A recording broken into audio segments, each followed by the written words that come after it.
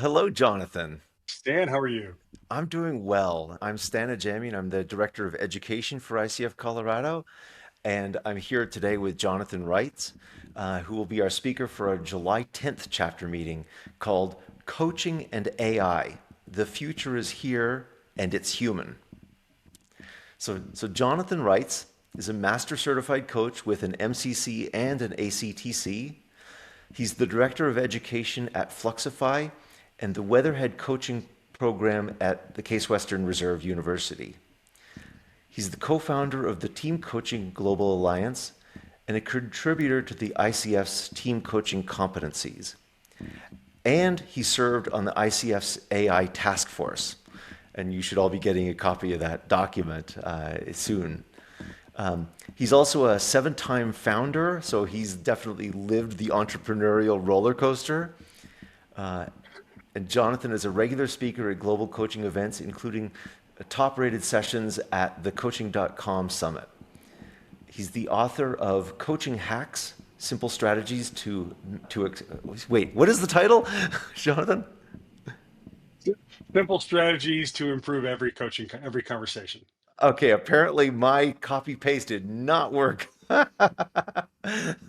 So I usually have a copy of it that I hold up right at this moment when someone mentions the book, but I guess I gave away the copy that I keep on my desk to somebody that was here. So uh, imagine I'm holding it right here. It's a really nice looking book cover. beautiful book, beautiful book. And so my notes did include something about your humor, but I think we've already got that part pretty nailed down. And Jonathan lives in Akron, Ohio, with his wife and daughter, and he starts every day with coffee, reflection, and a 2 mile walk. There you go. Well, the 2 mile walk is on a rotation between a mindfulness practice, a 2 mile walk, and several hits of the snooze button. So that's the part I am least disciplined about. Totally get it. So, Jonathan, I think you know I know a little tiny piece of your journey, but I think everybody would like to hear how did you get to where you are today as a coach and as a as a master coach and also all the work you're doing. But I get to where I am today. Well, I came up the stairs and I sat down in my own. No, um, I I like a lot of people. I got into the coaching world through my previous career.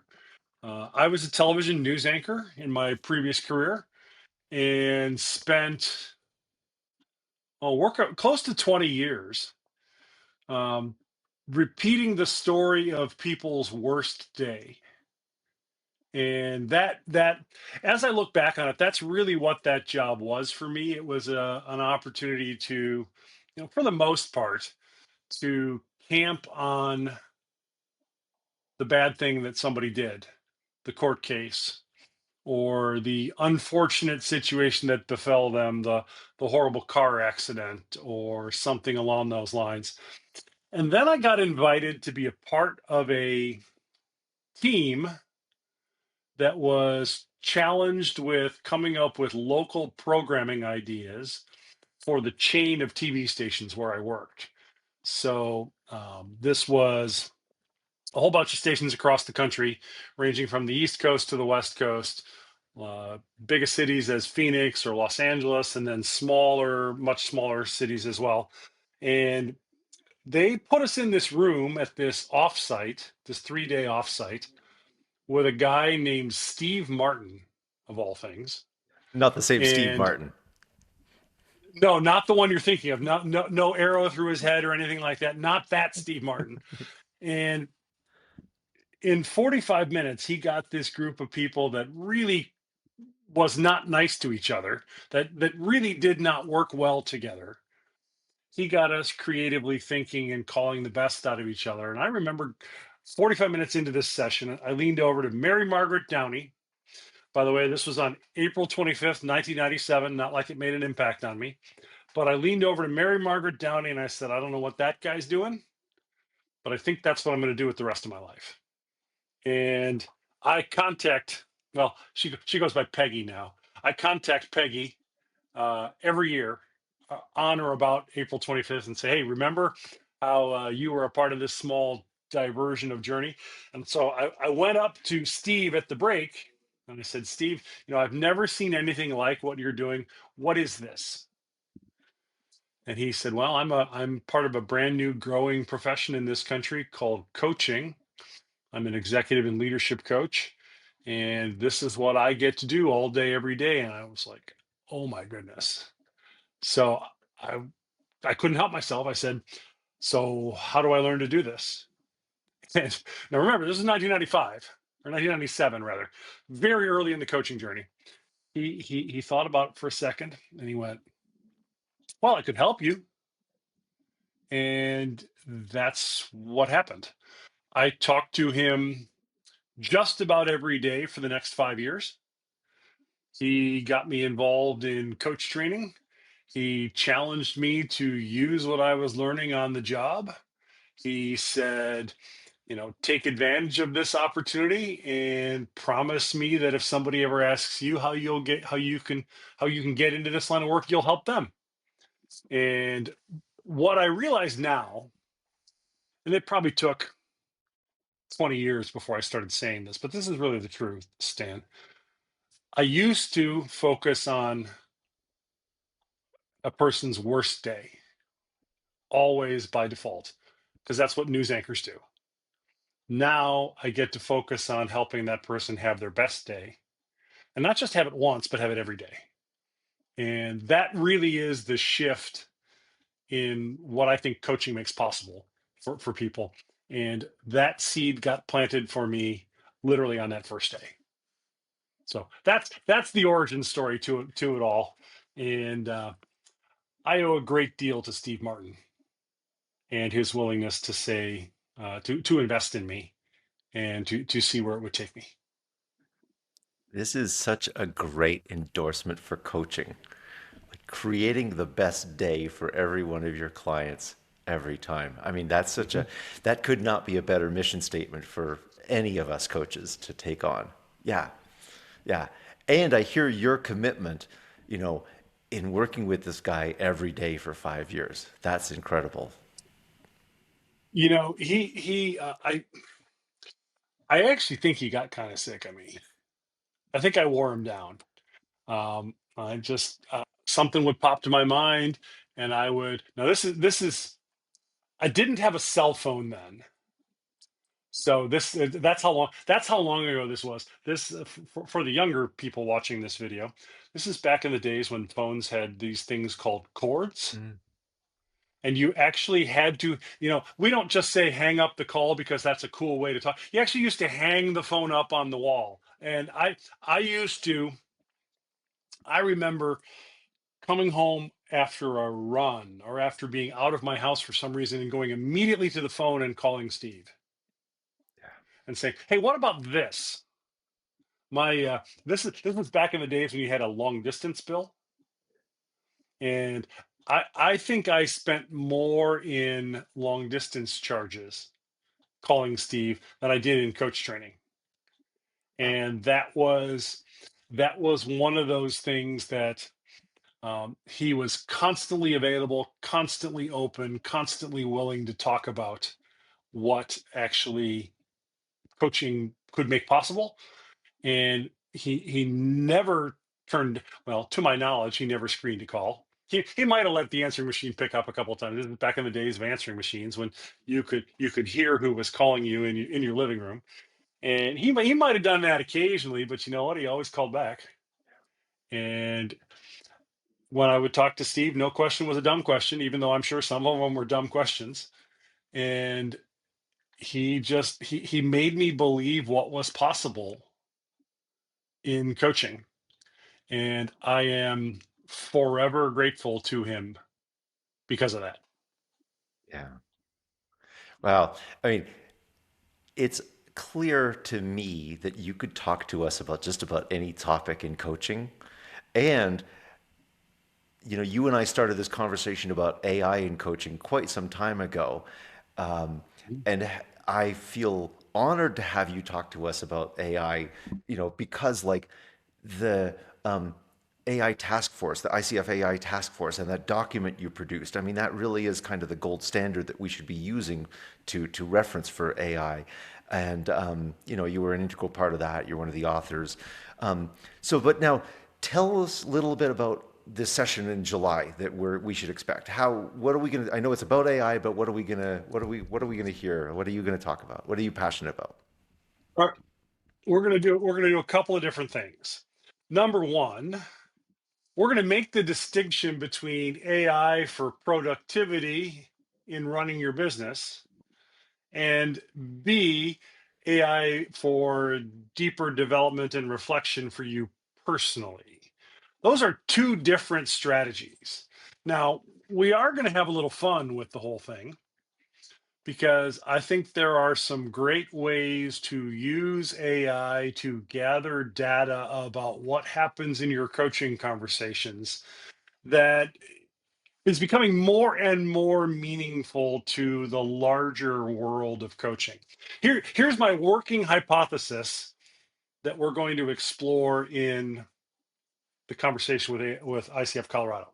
We're going to, first of all, look at practical ways that you can track and demonstrate client progress. We're going to look at some of the prompts that go into making that happen. We're going to talk about some of the ethical considerations, including I'm going to reveal a relatively controversial position I am taking on AI ethics in the conversation. I promise you I am not going to talk about it publicly until with you at ICF Colorado. And then we'll look at some specific action steps that you can take to include some AI tools in your practice. Under the overall heading of, I am convinced that as AI helps us coaches document what changes for our clients, we're going to discover that some of the best practices that we hold dear in coaching actually don't help. Hmm. And the data that we're going to get from tracking what actually produces change in the client and what the coach is doing in the conversation, a unique benefit of the AI conversation, I think we're going to be starting a conversation inside the coaching industry over the next 2 or 3 or 4 years that is going to have a radical impact on the best behavior, the best practice driven behavior that we coaches use inside of our coaching conversations. And I'm going to reveal my hypothesis and talk to you about one or two of the things that I think is going to be a piece of this. You're going to get a sense of this is what we currently do. This might be what the data points to. And we'll see where the conversation takes us. Oh, you're killing me because I just want to ask what the details of this are, but I guess I'll have to wait till Okay, July. I'll give you one. I'll give you one right now. One right now. All right. So one of the things we hold dear on, and quite honestly, coach training does us a disservice in this regard. I think, and I think the data is going to bear this out. So the whole idea that the coach has to constantly maintain a neutral presence, don't influence the client, don't offer anything. In some ways, I think this neutral presence argument ends up causing us to be vanilla Hmm. or perhaps a little dead in our coaching conversations under the idea of being neutral. Don't be leading. How often did you hear that in coach training? um, I think the data is going to show us that A, that's not what clients want, and B, it doesn't work. I'll make my argument in more detail when I see you in July, Yeah, but that's a teaser. and that AI is going to help us with the content of this. I'm sorry. I know you want to save this. I'm just like itching to hear. Uh, Stan, here's as far as I'll go. The AI is going to help us. Yeah. I mean, it already is. Frankly, it already is. I'm already using AI to help my writing, and really, for me, it's just writing mostly. But it is certainly helping us already, and I can imagine that it's going to go places that we've never imagined. And yeah, The here's there's no question it's going to go places that we can, that we've never imagined.